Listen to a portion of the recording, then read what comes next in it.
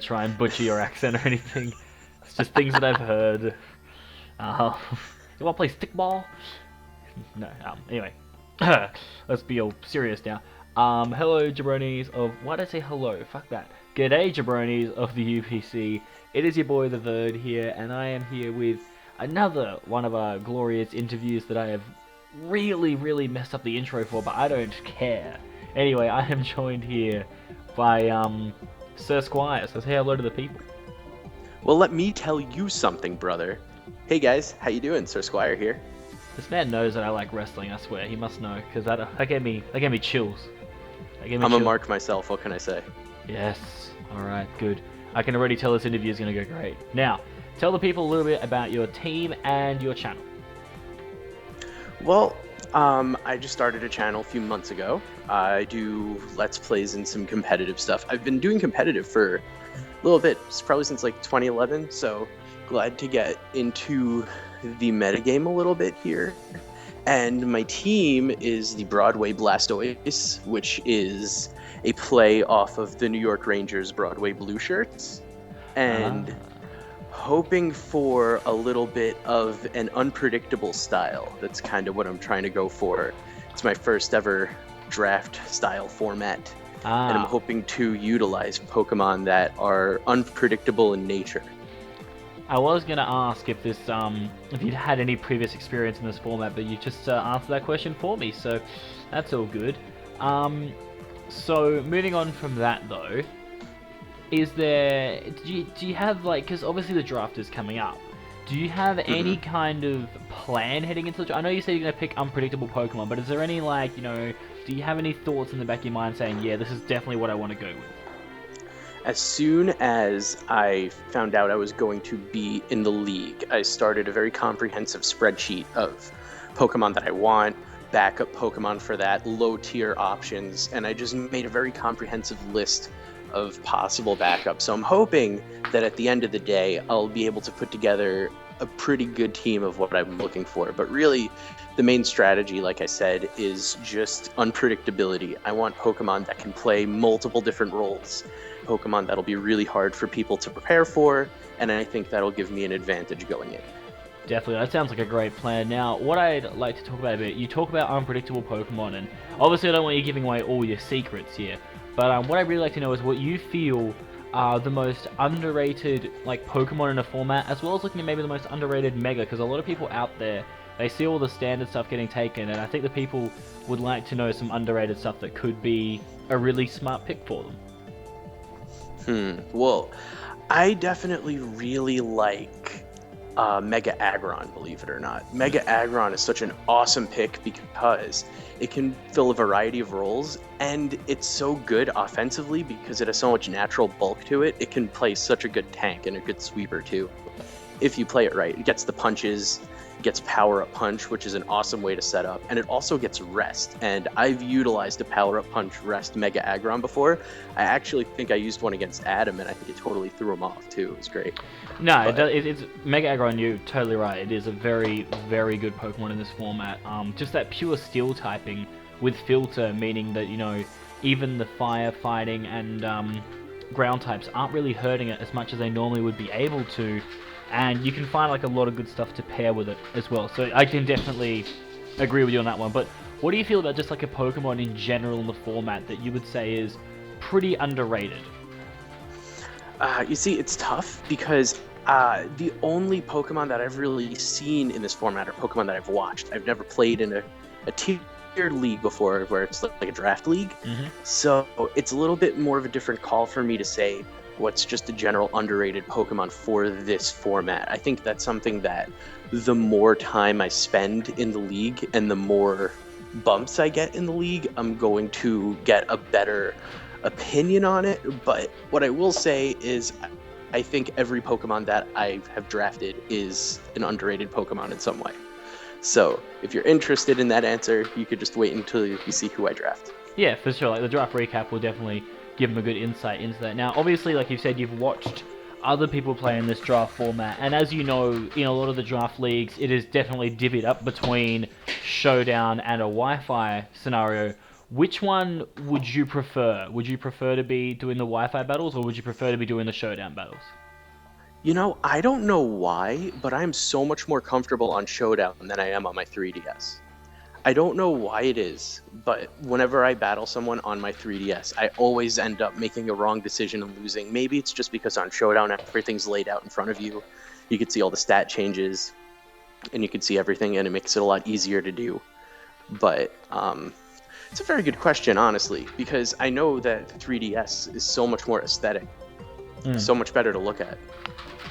I think, yeah, it's definitely a few different dimensions. I've been in both recently, and I find Showdown's good, obviously, because you can see all the stats and whatnot, but I feel like Wi-Fi is better because there's that, serious time limit. You have to really think about your decisions a lot more, and there's a lot more pressure on you to be able to get the job done, whereas, like, if you look at how much damage an attack has done to your opponent, you don't know exactly what the percent of it was, so if it comes down to a calc on Showdown and you see, oh yeah, that did 48% and the min roll is like 47%, so I'm guaranteed maybe to kill him from there, or some stuff like that, compared to where you're on Wi-Fi and you're saying, I don't know if that's going to kill or not. It could live on 1 HP, it could maybe not live on 1 HP. Do I take the risk? It definitely does add that kind of element to the battling, but I do agree, Exactly. like, you are more comfortable on Showdown, because honestly, you just have way more information at your hands. Like, you know so much more than you do in a Wi-Fi situation.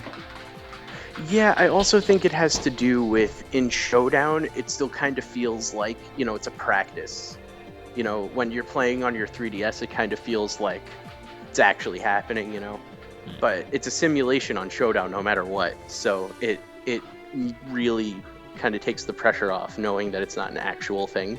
I don't know. Now, we talked a bit earlier about the underrated Pokemon in this format.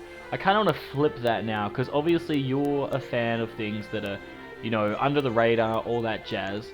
What do you feel are some Pokemon? I want to look at maybe just a few Pokemon, or just one, and definitely one Mega, that you feel are quite overrated in this format. People use them way too much, and they're not actually as good as people think.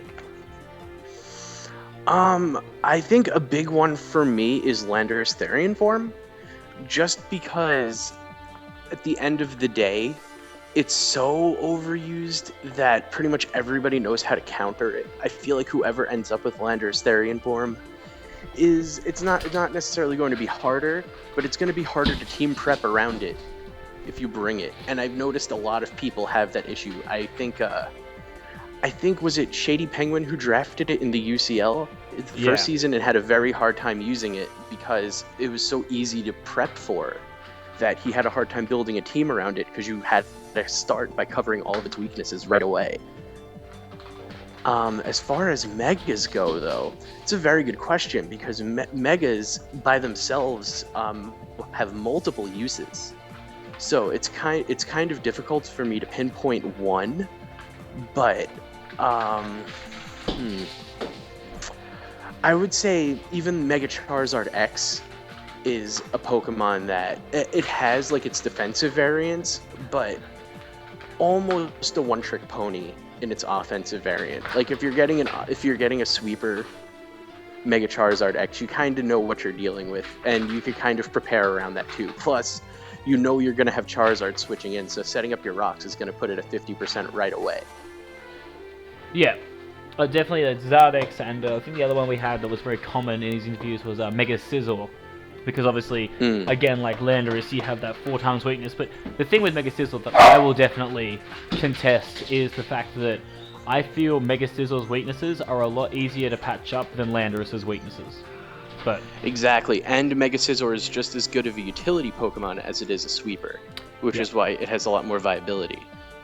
But the big one that a lot of people have been saying that they feel is incredibly overrated, which I kind of disagree with, is Mew. They say Mew's overrated because it's only base 100 speed, but the thing is, and like you're saying, you're looking at Pokemon that can do any role that they can do, like really trying to confuse the opponent. That is literally Mew to a T. Like, Mew can do anything it wants to do in this format. Like, yeah, Mew's a very good role setter. I think a big problem with Mew is that it's a jack of all trades and a master of none. It's good at everything, but it's not great at anything. And I think if you're planning a team, Mew is a very good defogger. Mew could be a very good wall. or a good knockoff, or it has very good utility, but there's many Pokemon out there that can do those roles better. So it becomes, if you're looking for like a set thing, especially if Mew's ranked high, which I believe, I need to double check, but I'm pretty sure Mew's ranked pretty high in our league. So it really overvalues its utility as far as, well, how good is the utility? Because that's the whole point of Mew. Mew is unpredictability, but how good does it actually do it is the question. Yeah. But yeah, like you said, it is a very good Mon, especially just because of how many different roles it can play on the team. But I think where it falls is that pretty much every role it could play, there's another Mon that could play it better, that you could even get cheaper. Yeah, no, for sure. I understand that. But basically finishing us off, we've got a couple more questions, then you are free. So basically, heading into this, obviously you don't really know too many of the people, I'm assuming. Like, you know a couple, but it's not like, you know, a lot of these people are people you would converse with regularly. So who do you fear going up against from maybe seeing them battle or hearing about, you know, them, or maybe them just like trying to talk trash to you? Is there anybody you're not really looking forward to facing in this tournament? Well, I've already battled Adam. He hopped on Showdown with me. We did a session together, and he's very good. But CJ's the champ. And CJ's a very nice guy, but he's the champ.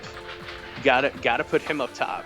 I also know there's a lot of other guys that are in multiple leagues. There's guys that are running leagues that are in this league. So there's a lot of formidable opponents in this league that, you know, I'm going to be on my toes. You know, there's a good advantage and a good disadvantage to being the new guy, because, you know, I'm new to the draft format, but that doesn't necessarily mean that I don't know what I'm doing.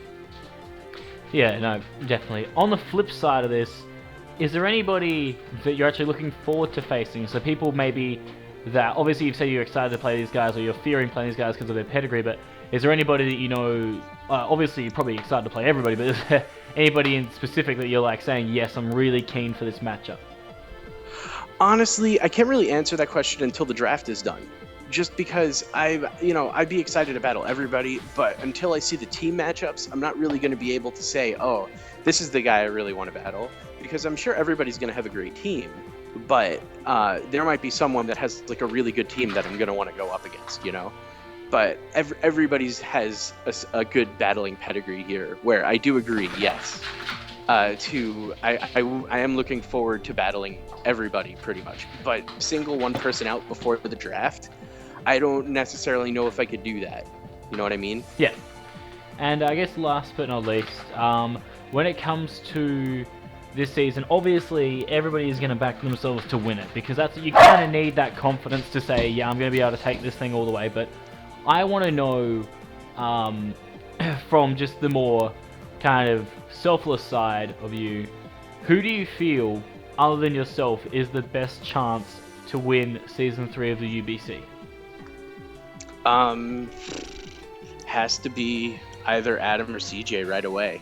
Like those are the two guys that we're all trying to beat. Those are the two guys that are the guys to beat right now. You know, they were the two guys in the finals. We're all vying to get those wins over them. All of us are. Like we're all, the first person who gets a win over them, it's gonna have bragging rights for pretty much the entire thing. So that's what we're going for here. That would be a mini victory in itself to me. I still have yet to beat Adam, so if I beat Adam, that'll be a nice chip on my shoulder. Yeah, don't worry, man. For what it's worth, I beat him twice in Season 1 to go on to become champion. It does feel very, very satisfying. Well, I'm glad you're interviewing me and not in the league. But no, thank you very much for joining us today, Sir Squire. People, if you want to see more of this man, you just need to go subscribe to his channel. It's pretty simple. It's not difficult at all. The Broadway Blastoise will be heading into Season 3 of the UBC looking like underdogs, but I feel that the team itself, you know, if he can draft, like he said, with those really good underrated picks, can go on to be a very very strong team. But in order for you guys to find that out, you're going to have to subscribe not only to the UBC channel, but also to Squire's channel so he can explain his draft after it's done. But like I said again, thank you for joining me, Squire. Go check out his channel, guys. And that's pretty much it. As you guys should know, the draft recap is coming, as well as the power rankings after the draft to look forward to. But for us, it is the Verd and the Squire, and we out this bitch.